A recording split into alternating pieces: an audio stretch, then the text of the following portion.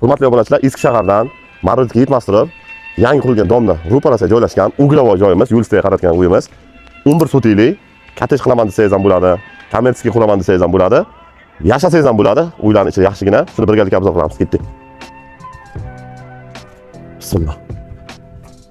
Kirishimizdan mana aka zilon zonamiz, ikkita hovli bor.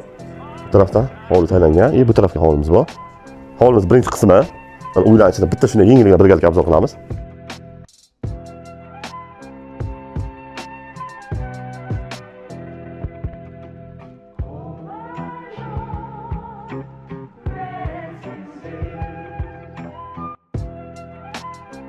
Bu tarafga ham bitta xonamiz bor. Ayollarimiz bor uchun video qilmadik. Bu tarafga ikkita xonamiz bor. Shuni yengilgina obzor qilib turamiz.